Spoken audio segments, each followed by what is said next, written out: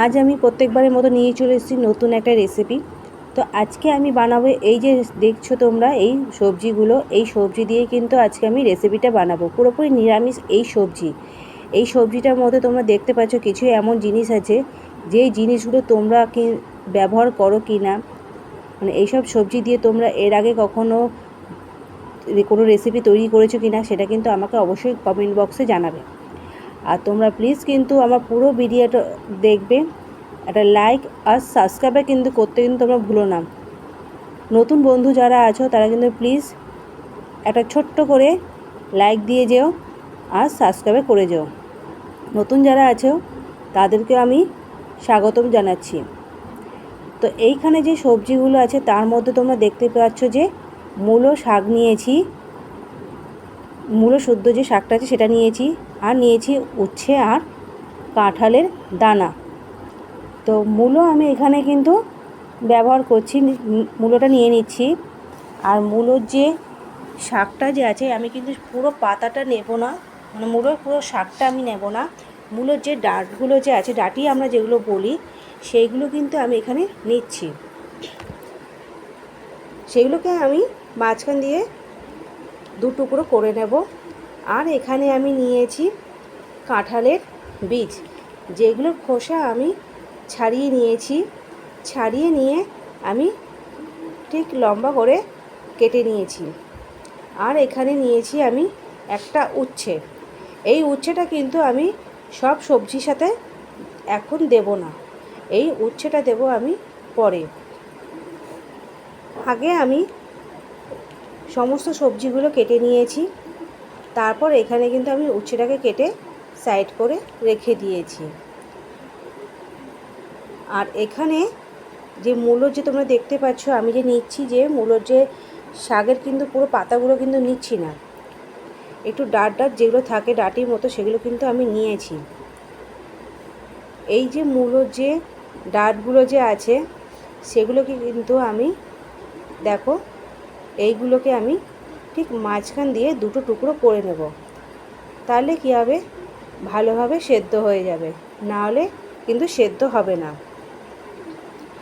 এটা দিয়ে কিন্তু খুব সুন্দর এবং অসাধারণ একটা রেসিপি হয়, আর খেতে কিন্তু খুব ভালো লাগে। আমার মা ঠাকুমারা এভাবে ওনারা সবজি বানাতো।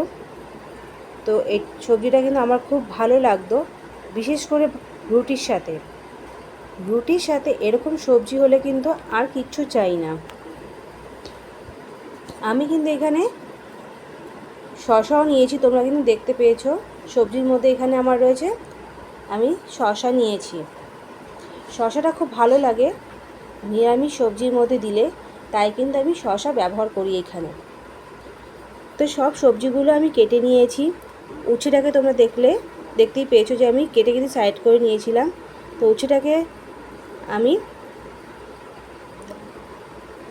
গরম তেলের মধ্যে ভেজে আলাদা করে সরিয়ে নেব।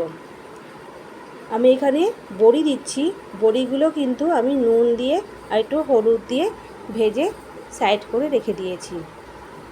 তারপর কড়ার মধ্যে তেল দিয়ে শুকনো লঙ্কা, তেজপাতা আর দিয়েছি এখানে 5 ফোড়ন দিয়ে আমি সব সবজিগুলো দিয়ে দিয়েছি। দিয়ে কিন্তু ভালো করে একটু প্রথমে ভেজে নেব। একটু হালকাভাবে ভেজে নেওয়ার পরে তার মধ্যে আমি আবার যতটা লাগে একটা সবজির জন্য, তো ঠিক সেই পরিমাণ মতো আমি আবার নুন, হলুদ, জিরে গুঁড়ো, ধনে গুঁড়ো, লঙ্কার গুঁড়ো দিয়েছি। আর একটুখানি সাইড করে দিয়েছি আমি হিংটা আমি সবার প্রথমে কিন্তু দিইনি, হিংটা দিয়েছি আমি পরে। কাঁচা লঙ্কা দিয়েছি, এখানে কিন্তু লঙ্কার পরিমাণটা আমাকে একটু বুঝে শুনেই দিতে হয় সব সময়। তো যাই হোক, তারপর এখানে আমি সব কিছু ভেজে মশলা দিয়ে কষিয়ে কিন্তু আমি ঢাকা দিয়ে দিয়েছিলাম। যখন সেদ্ধ হয়ে গেছে সব, একটু যখন জল রয়েছে তখন তার মধ্যে দিয়ে দিয়েছি আমি কসুরি মেথি, আর দিয়েছি বড়ি আর উচ্ছেগুলো। উচ্ছে যে আমি ভেজে রেখেছিলাম সেই উচ্ছে ভাজাগুলো আমি দিয়ে দিয়েছি। আর তার মধ্যে দিয়ে দেবো একটুখানি চিনি। তারপর দিয়ে ভালো করে কিন্তু আমি একটু নেড়ে চেড়ে আবার কিছুক্ষণের জন্য রেখে দেবো, যাতে জলটা একটু শুকনো হয়। যখন জলটা পুরোপুরি শুকিয়ে যাবে তখন কিন্তু আমি নামিয়ে নেব। দেখো কত সুন্দর তৈরি হয়ে গেছে